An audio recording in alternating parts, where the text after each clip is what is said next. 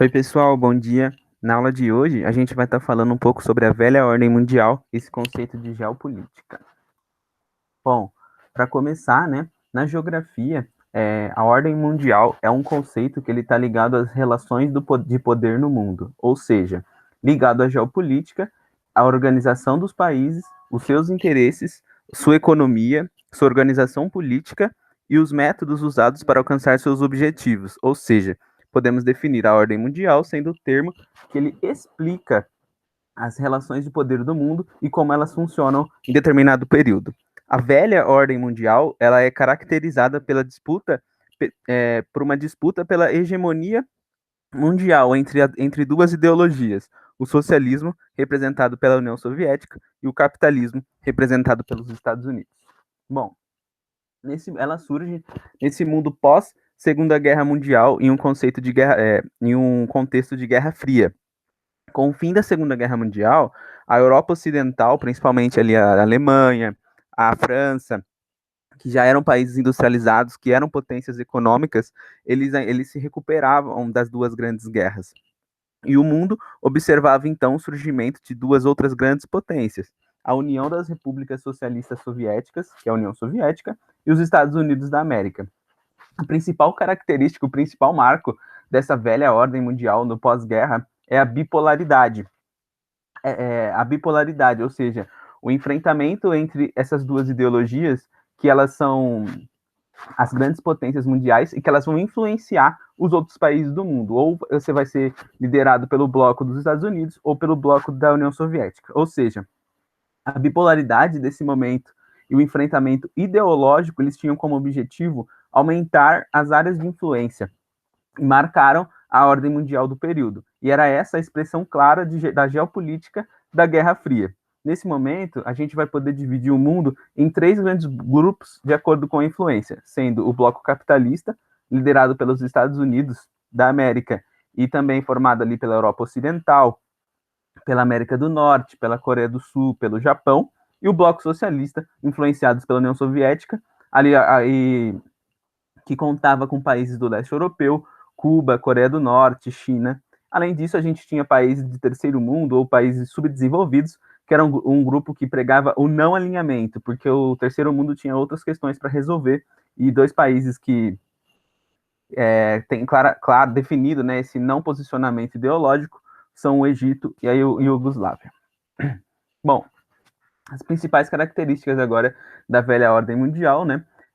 Primeiramente, o mundo ele convivia nesse período sempre na iminência de um verdadeiro desastre nuclear, porque essas duas potências elas eram tão avançadas militarmente que uma guerra direta entre os dois territórios representaria um risco, inclusive para a existência do ser humano no planeta, porque os poderes de destruição eles possuíam uma escala planetária extremamente grande, as armas nucleares cada vez mais potentes.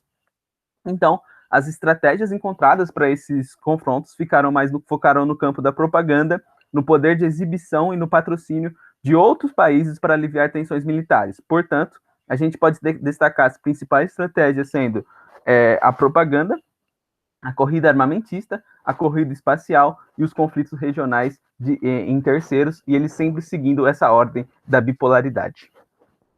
Bom, quanto à propaganda, a propaganda através de filme, série, quadrinho e qualquer tipo de material cultural, eles tentavam reforçar um sentimento de nós contra eles, que retratava exatamente essa questão da bipolaridade novamente, essa questão de eu sou mocinho e eles são vilão, e no campo dos quadrinhos a gente pode destacar essa propaganda norte-americana, a criação do Capitão América e da Caveira Vermelha, como claros exemplos dessa estratégia, onde o Capitão América era o mocinho que tinha que proteger a América, e o Caveira Vermelha era o ultra vilão, super vilão, enfim, e eles faziam essa propaganda ideológica, que claramente era uma alusão aos Estados Unidos, ao capitalismo, contra a União Soviética, contra o socialismo. Além disso, a gente vai ver a corrida armamentista. As grandes potências mundiais, elas procuram desenvolver suas armas e o militarismo aumenta, demonstrando o poder político, econômico e militar. E esse fenômeno ele ficou conhecido exatamente como corrida armamentista. Além de desenvolver, de produzir muita arma, a exibição dos mísseis, do poder tecnológico, das bombas, de realizar muitas paradas militares, desfiles militares. Eles tinham como objetivo mostrar a superioridade, mostrar que eu sou superior, que se tiver uma guerra aqui eu vou ganhar. E essa é uma das principais características do período, e diversas armas que estão em circulação hoje foram produzidas nesse momento da história. Além disso, uma outra característica muito marcante do período, uma estratégia também, né, de tentativa de domínio ideológico, é a corrida espacial. A corrida espacial, ela foi a disputa entre os Estados Unidos e a União Soviética pelo domínio da tecnologia para a exploração no espaço.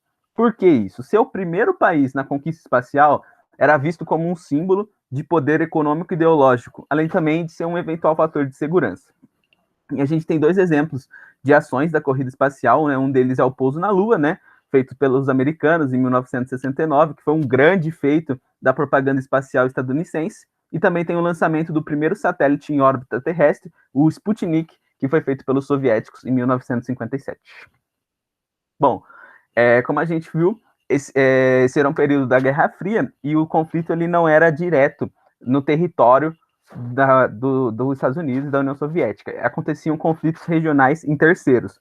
E com essa estratégia, as duas principais potências eles poderiam levar a guerra para longe dos seus territórios, protegendo assim as suas vidas, evitando perdas econômicas também, né, da guerra, porque a guerra foi muito destrutiva economicamente para os outros países que antes eles eram potências, como a Inglaterra, por exemplo.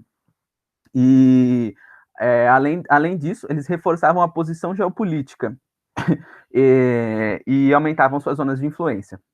Houve nesse período, por exemplo, alguns conflitos como a Guerra das Coreias, né, da Coreia do Sul e a Coreia do Norte, e aí, novamente, uma tinha influência dos Estados Unidos, a Coreia do Sul e a Coreia do Norte com influência soviética.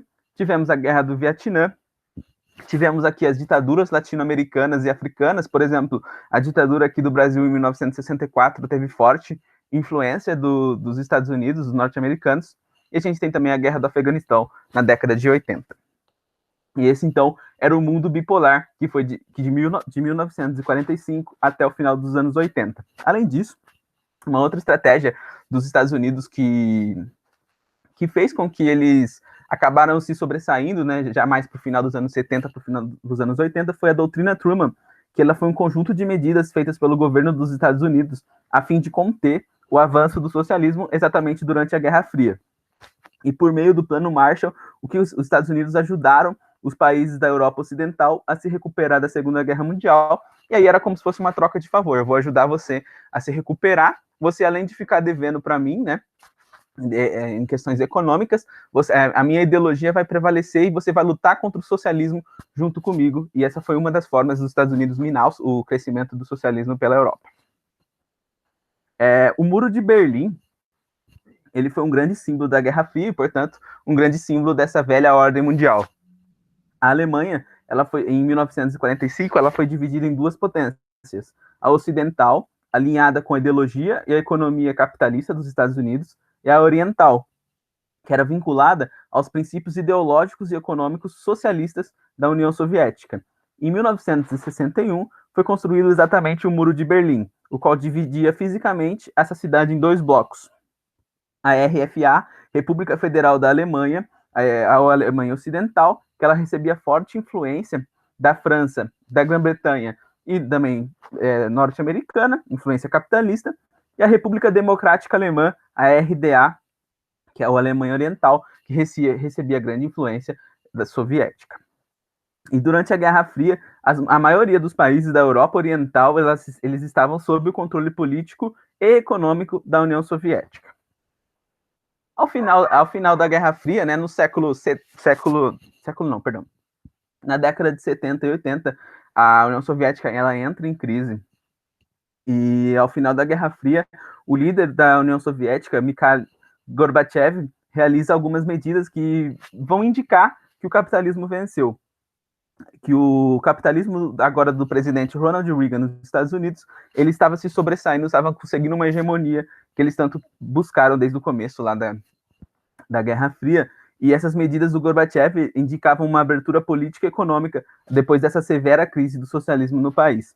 Além disso, a derrubada do Muro de Berlim em 1989 e a desintegração da União Soviética em 91 resultaram no fim da Guerra Fria. E com isso, o mundo ele deixou de ser bipolarizado. A economia ela adquiriu um caráter global, e a gente vai ver o surgimento, então, dessa nova ordem mundial, com essa economia globalizada, com a consolidação do capitalismo como ideologia dominante, com algumas exceções, né?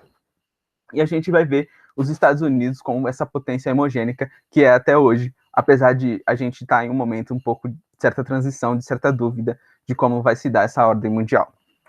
Mas, enfim, isso é assunto para outras aulas, para outras frentes, e o que a gente tinha que falar hoje de velha ordem mundial é isso, com destaque aí principalmente para essa bipolaridade, para essa organização territorial também, para essa divisão e para essa divisão de influências principalmente, e com essas principais características de avanços tecnológicos. Eu queria desejar uma boa semana para todo mundo, que vocês tenham bons estudos e até semana que vem.